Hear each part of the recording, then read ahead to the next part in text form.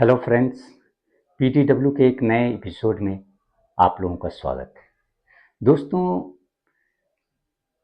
5 अगस्त को जब शेख हसीना गवर्नमेंट का पतन हुआ बांग्लादेश में, उस समय वहाँ माइनॉरिटीज़ खास करके हिंदुओं के अगेंस्ट में काफ़ी वायलेंस हुए। वो उनके जो बिजनेस एस्टेब्लिशमेंट्स हैं या उनके घरों पर अटैक हुआ, बहुत सारे हिंदुओं की जानें भी गई। लेकिन ऐसा लग रहा है कि उस समय से अगस्त से अगर देखें तो कई महीने बीत गए, लेकिन अभी भी माइनॉरिटीज़ के अगेंस्ट में जो ये वायलेंट इंसिडेंट हो रहा है, ये थमने का नाम ही नहीं ले रहा है। तो अब इसके कारण अब ऐसा लग रहा है कि there is something more than what is apparent to everybody. दोस्तों, जब शेख हसीना के बाद नोबेल लॉरिएट मोहम्मद यूनुस के लीडरशिप में इंटरिम गवर्नमेंट का गठन हुआ, तो उस समय सबों को ये उम्मीद थी कि अब बांग्लादेश का उद्धार हो जाएगा। इवन वहाँ के लोग और खास करके स्टूडेंट कम्युनिटी में भी ये माना जाता था कि ये जो प्रोटेस्ट है that is almost the second revolution for Bangladesh.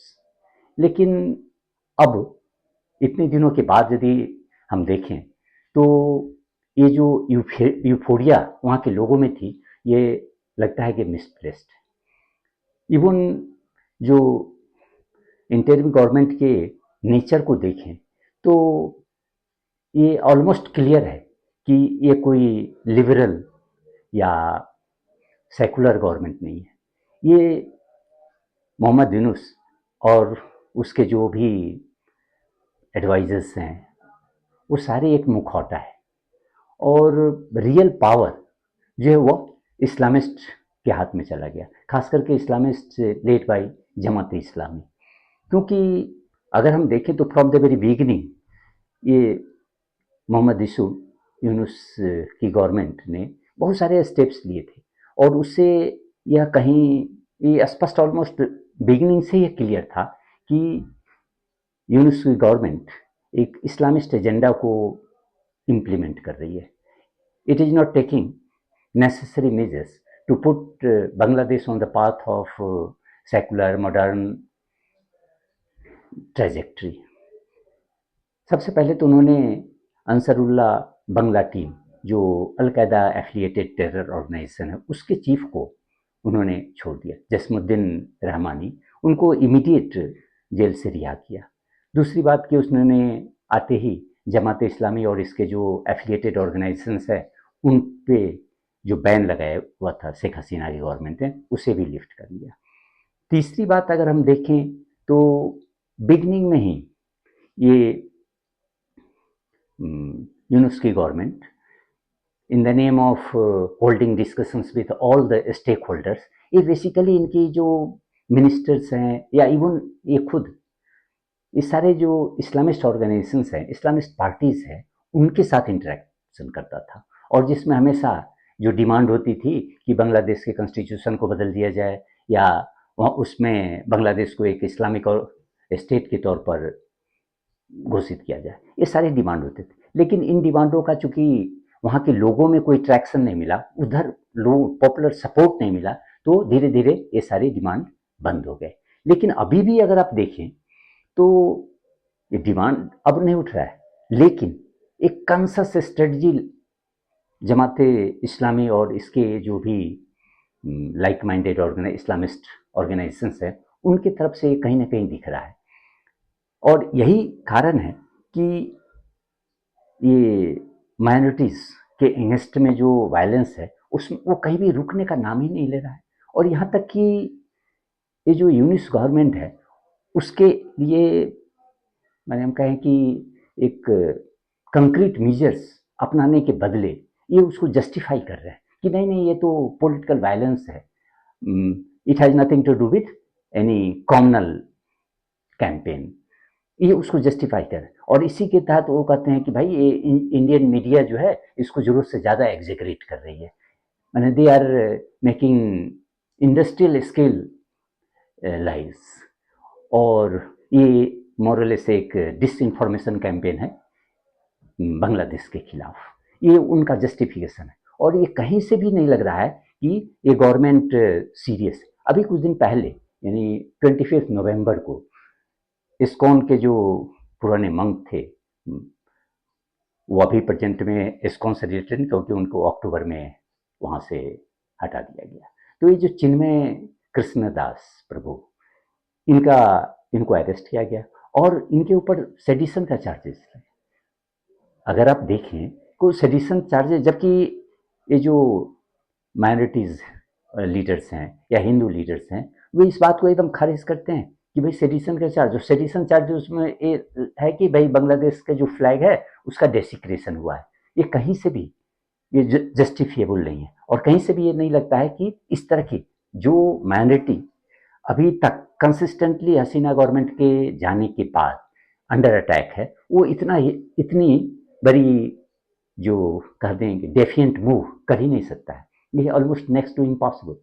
तो इससे लगता है कि ये जो इस्लामिस्ट पार्टीज हैं उनका, और यह कह लें कि इस्लामिस्ट ऑर्गेनाइजेशंस है, उनका एक कॉन्शियस मूव है कि जस्ट टू क्रिएट स्केयर और just to create insecurity among the minorities specially Hindus, ताकि ये या तो चुपचाप रहें, ये इस्लामिस्ट जो एजेंडा है या इस्लामिस्ट रूल को फॉलो करे, या ये वहाँ से माइग्रेट कर जाए। तो अगर आप देखें कि ये जो जमात इस्लामी है, इनका अगर बिगिनिंग से ही जो एजेंडा रहा है, they are also very much ये जो टू नेशन थियरी है इसको फॉलो करता था। इसीलिए जब भी जो 71 में बांग्लादेश के लिबरेशन के लिए मूवमेंट स्टार्ट हुआ तो उस समय भी ये एक्टिव कोलैबोरेटर थे। ये पाकिस्तानी जो आर्मी थी उसके साथ अपना इन्होंने उससे पूरी तरह सपोर्ट किया बांग्लादेश मूवमेंट को क्रश करने के लिए। ये दूसरी बात है कि ये बांग्लादेश उनका जो ये हेल्प था ये किसी काम का नहीं आया और अंततः बांग्लादेश अपने इंडिपेंडेंट को प्राप्त करने में सफल।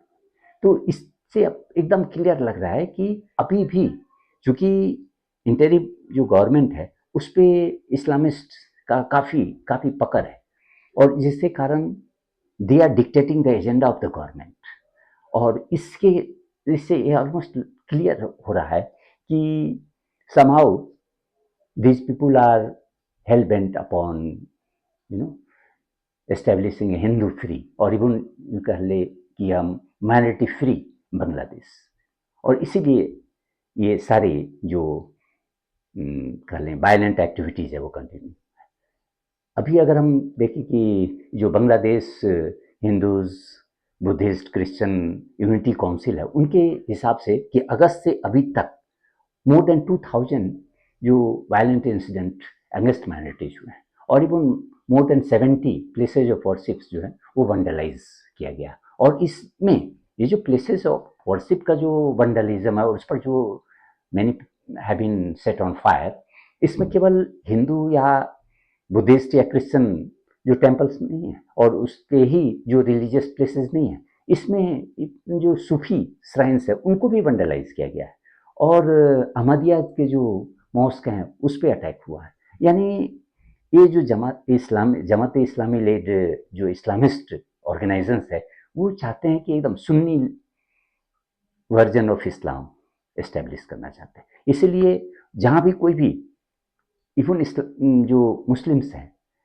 इस्लामिक फॉलोअर्स, उनका यदि आइडियोलॉजिकल डिफरेंसेस है तो they are also suffering at the hands of this fundamentalist.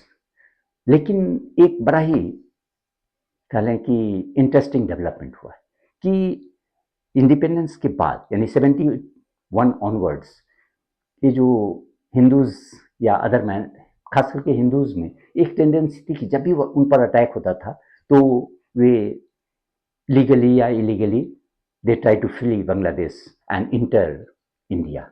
लेकिन इस बार उसमें एक ड्रास्टिक चेंज आया। अब वो भागने की कोशिश नहीं कर रहे, यानी they are fighting for their rights in Bangladesh.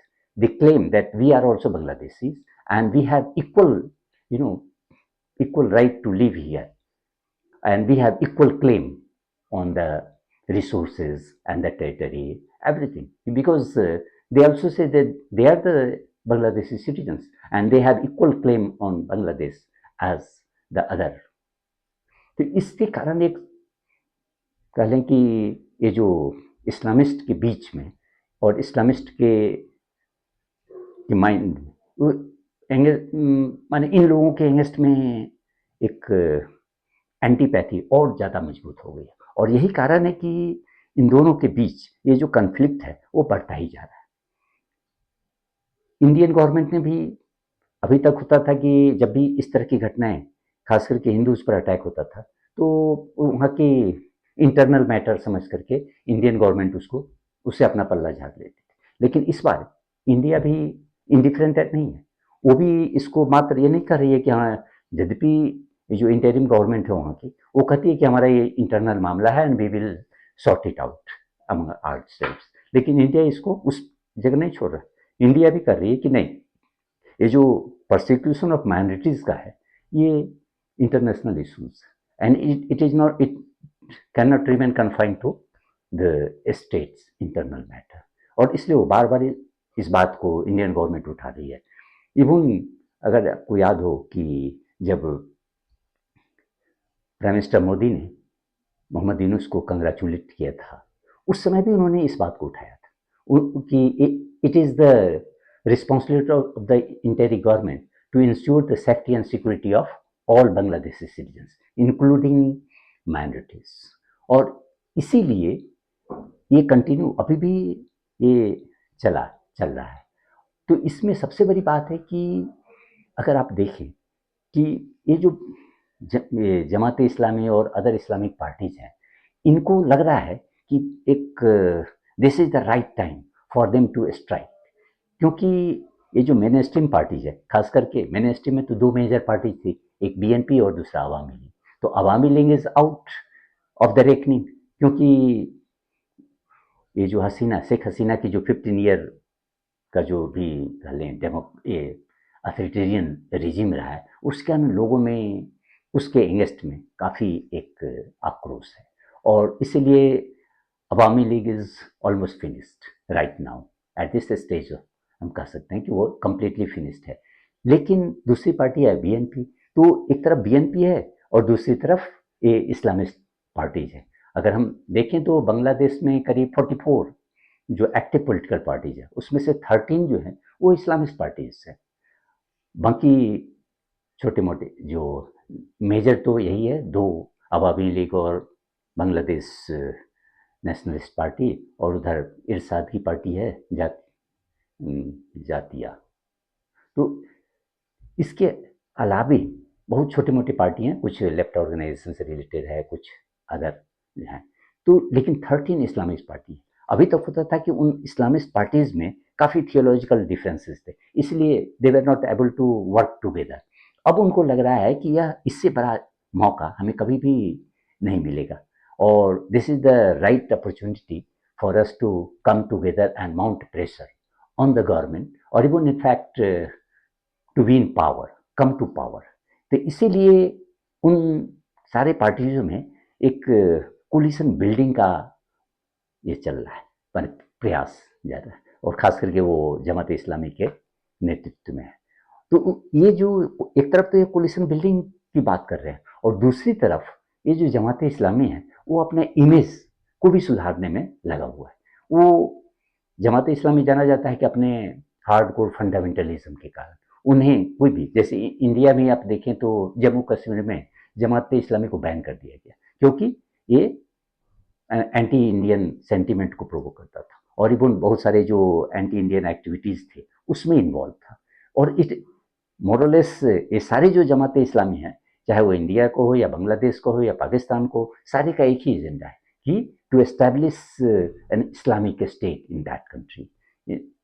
तो उसके कारण ये एक तरफ देखे, अभी कुछ दिन पहले जो जमात इस्लामी के जो चीफ हैं शफीकुर रहमान, उन्होंने टाइम्स ऑफ इंडिया को एक इंटरव्यू दी, उसमें उन्होंने कहा कि we are not fundamentalist organization, this is you say propaganda against us, we are liberal modern democratic party, of course we support the Islamic governance model, but we are committed to follow the democratic procedure. ये उनका कहना है। लेकिन यदि आप इसके back में जाएं तो ये जो जमात इस्लामी है, इनका बड़ा ही क्लोज एसोसिएशन है मुस्लिम ब्रदरहुड के साथ। और मुस्लिम ब्रदरहुड को आप जानते ही हैं वो किस तरह के ऑर्गेनाइजेशन है। अभी जो लास्ट कुछ दिन पहले, यानी लास्ट ईयर कह लें, ये जो पॉपुलर फ्रंट ऑफ इंडिया, उसको बैन किया गया इंडिया में due to this terror activities. और even they also wanted to have an Islamic state in India. तो उनका भी बड़ा ही क्लोज एसोसिएशन मुस्लिम ब्रदरहुड के साथ है। और इधर ये जो जमात इस्लामी बांग्लादेश है, इनका भी क्लोज एसोसिएशन है। इसके जो चीफ शफीकुर रहमान जब अल अजहर यूनिवर्सिटी में स्टडी कर रहे थे इजिप्ट में, तो उस समय भी एक रेगुलर फॉलोअर थे और यू कैन से कि रेगुलर पार्टिसिपेंट थे ये मुस्लिम ब्रदरहुड के एक्टिविटीज़ में। और जमात इस्लामी के और भी बहुत सारे लीडर्स हैं जिन्होंने टर्की में काफ़ी टाइम बिताया, और उस समय वे लोग भी क्लोजली एसोसिएटेड थे मुस्लिम ब्रदरहुड के साथ। इन 2021 ये जो जमात इस्लामी के जो टॉप लीडर्स थे वो कतर विजिट किए थे, और उसका पर्पस यही था कि just to hold parley with Muslim Brotherhood. तो इस तरह से आप देखें कि ये प्रोजेक्शन तो अपने आप को कर रहा है कि बड़ा ही हम मॉडर्न डेमोक्रेटिक पार्टी हैं, लेकिन बिहाइंड द सीन ये लोग जो कोर आइडियोलॉजिकल और even you can say core ideological beliefs of fundamentalist organize उसको प्रमोट करने में लगे। तो बिगिनिंग में इसलिए ये अपना जो ये है इमेज प्रोजेक्ट करना है लिबरल इमेज कि we do not believe in this hard core ideological beliefs, ये उनका है। लेकिन once they will come to power, they will start showing their true colors and start implementing the fundamentalist agenda of this agenda in Bangladesh. That is the main purpose. और इसीलिए लेकिन ये जो Islamist parties का agenda है और इनका जो अभी ये जो प्रयास चल रहा है कि भाई हम किसी न किसी तरह वहाँ के पावर में आए, ये इतना आसान नहीं है ये सफ़र। क्योंकि अगर देखें तो बीएनपी भी बड़ा ही एक्टिव है। उन्हें जैसे ही अब लगा कि भाई now Jamaat Islami is punching above its weight, तो धीरे धीरे उन्होंने अपने आप को डिसोसिएट करना शुरू किया। क्योंकि 2001 to 6 और इवन उसके पहले 1991 में भी ये जमात इस्लामी और बीएनपी का कोलिशन बांग्लादेश में था, और उस समय ही उसी दोनों 10 ईयर के पीरियड में जमात इस्लामी का बड़ा ही ग्रोथ हुआ था। तो अब बीएनपी को भी लग रहा है कि भाई जमात इस्लामी हमारे लिए खतरा है, और इसलिए वो अपने आप को डिसोसिएट कर रहे हैं। इनफैक्ट ये जो बीएनपी है अब अवामी लीग का स्थान लेने की कोशिश कर रही है। वो इंडिया के साथ भी अपने जो रिलेशन को सुधारने की कोशिश में सितंबर 21 सितंबर को 21 या 22 सितंबर को इंडियन हाई कमिश्नर जो प्रणय वर्मा है, उनकी मीटिंग बीएनपी के सेक्रेटरी जनरल फखरुल इस्लाम आलमगीर और अदर जो उसके टॉप लीडर्स हैं उनके साथ हुई, और उसमें उन्होंने एश्योर किया, ये जो फखरुल इस्लाम ने भी एश्योर किया इंडियन हाई कमिश्नर को कि BNP wants a very good relation with India, और वो BNP won't allow Bangladesh to be used for anti-India activities. In fact वो कुछ आगे बढ़ करके भी उन्होंने कहा कि भाई पाकिस्तान या पाकिस्तान की जो भी एजेंसीज हैं ISI, उन्हें भी बांग्लादेश को यूज करने नहीं देंगे। They can not carry out any anti Indian activities through Bangladesh.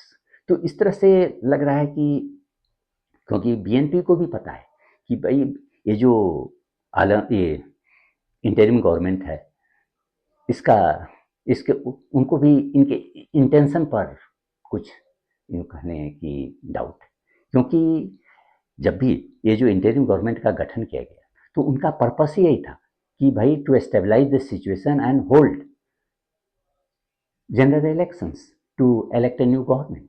लेकिन अभी तक अगर आप देखें तो कहीं से भी नहीं लगता है कि ये जो यूनिस गवर्नमेंट है वो कोई जल्दीबाजी में, they are not in a hurry to hold general elections. उनका पर्पस इसी से लग रहा है। और मोर और लेस अगर आप देखें तो जमात इस्लामी भी यही कर रही है।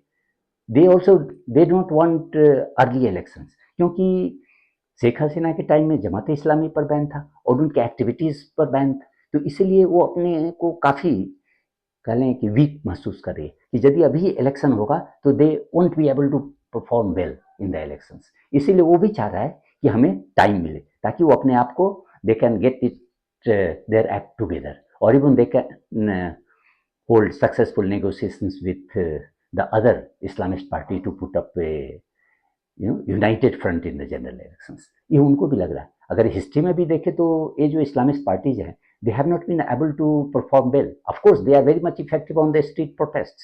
इवन अभी के जो एंटी डिस्क्रिमिनेशन मूवमेंट हुए हैं स्टूडेंट का शेख हसीना गवर्नमेंट के अगेंस्ट में, उसमें भी जमात इस्लामी की जो इस्लामिक छात्र शिविर है उसका बड़ा ही मेजर रोल रहा है। और यही कारण है कि जमात इस्लामी का जो इन्फ्लुएंस है अभी भी इंटरिम गवर्नमेंट में बहुत ज़्यादा, वो उन्हीं स्टूडेंट के थ्रू हुआ है। तो इस तरह से अगर हम देखें कि जमात इस्लामी बड़ा ही टैक्टफुली अपने आप को आगे मूव कर रहा है, क्योंकि पास्ट में उसे भी पता है कि पास्ट में जो जनरल इलेक्शंस में उनका परफॉर्मेंस बिल्कुल घटिया रहा है। अगर आप देखें कि 1991 में ये 17 सीट्स यानी 18 सीट्स मिले थे, और 2001 में इनको ये 17 सीट्स मिले हुए थे जनरल इलेक्शन में, लेकिन 2009 में हार्डली 2 सीट्स इनको मिले। तो इस तरह से दिख रहा है कि इनका जो प्रेजेंस है इलेक्शन के इलेक्टोरल फील्ड में उनका बहुत ही पुअर है, और उसके लिए टाइम चाहते हैं ताकि अपने आप को अपने प्रेजेंस को ये स्ट्रेंथन करे, और इसीलिए वो बहुत सारे फ्रंट पे अपना काम कर रहे हैं। एक तो coalition building with other Islamist parties, दूसरा रहता है कि ये इनका जो अभी तक इन्फ्लुएंस होता है वो काफ़ी लोकलाइज्ड है, वो अर्बन सेंटर्स में। तो now they are gradually spreading their influence in rural areas, और even the conservative sections of the society, वो सब में कर रहा है। और ये जो सोशल वर्क है उसके भी थ्रू लोगों को अपनी तरफ खींचने का प्रयास कर रहा है। तो इस तरह से मल्टी डायमेंशनल अप्रोच ये इस्लामिस्ट पार्टीज का है। लेकिन सबसे बड़ा जो इनका कह लें कि जो नेगेटिव साइड है वो है ये परसिक्यूशन ऑफ माइनॉरिटीज। ये जो कंसिस्टेंट अटैक चल रहा है माइनॉरिटीज के ऊपर, ये इनके लिए सबसे बड़ा खतरा है, क्योंकि यही जो इंडिया और अदर जो भी इंटरनेशनल पावर्स हैं उनके बीच बड़ा ही पुअर इमेज बना देगा। क्योंकि अभी अगर आप देखें तो ये माइनॉरिटीज़ की बात ये केवल इंडिया तक ही नहीं सीमित है। अभी यूके पार्लियामेंट में इसकी बात चर्चा हुई है, और उसमें वहाँ के एक एमपी ने इसे एक जेनोसाइड के तौर पर ट्रीट किया है। उसी तरह अगर अमेरिका में देखें तो वहाँ भी इसकी चर्चा हो रही है। तो सारे यूरोपियन कंट्रीज और इवन अदर मेजर पावर्स में ये जो persecution of minority specially Hindus की वहाँ जो हो रही है इसको कंडेम किया जा रहा है। तो it is very difficult. At the same time BNP को लग रहा है कि ये हमारे लिए बहुत अच्छा मौका है, क्योंकि अगर वो इंडिया के साथ अपने रिलेशन को सुधारता है तो उसे न केवल पाकिस्तान ये बांग्लादेश को एडमिनिस्टर करने में, वहाँ की इकोनॉमी को सुधारने में उसे हेल्प मिलेगा, इवन वेस्ट के साथ जो उसका ये है रिलेशन उसको भी सुधारने में काफ़ी मदद पहुंचेगी। और मोस्ट इम्पॉर्टेंटली वेस्ट के साथ मिल करके they can mount pressure on Yunus government to hold early elections, क्योंकि इंडिया को भी लग रहा है, और इसमें इंडिया भी अभी भी इंडिया माने साइलेंटली बट स्ट्रांगली हम ये कह सकते हैं कि उस दिशा में काम कर रही है, क्योंकि इंडिया को भी लग रहा है कि जितना ये यूनिस गवर्नमेंट जितने अधिक दिनों तक रहेगी उतना ही ये इस्लामिस्ट फोर्सेस ज़्यादा मजबूत होते जाएंगे, और ये सब किसी के हित में नहीं है। यह न केवल इंडिया के हित में, इवन ये अगर इस रीजन में हम देखें तो इवन चाइना, म्यांमार या साउथ ईस्ट एशिया किसी के भी हक में ये जो रेडिकलाइजेशन ऑफ बांग्लादेश, क्योंकि बांग्लादेश का जो पॉपुलेशन है वो काफ़ी ह्यूज है, मतलब 170 मिलियन पीपल हैं बांग्लादेश के। तो इतने बड़े जो और कंट्री का अगर और ये रेडिकलाइजेशन हो जाए तो फिर ये पूरे रीजन के लिए बहुत बड़ा खतरा पैदा हो जाएगा। और इसी यही कारण है कि इंडिया जो है वो अपने लाइक माइंडेड कंट्रीज के साथ मिलकर के चाहता है कि भाई वहाँ बांग्लादेश की स्थिति नॉर्मलाइज हो।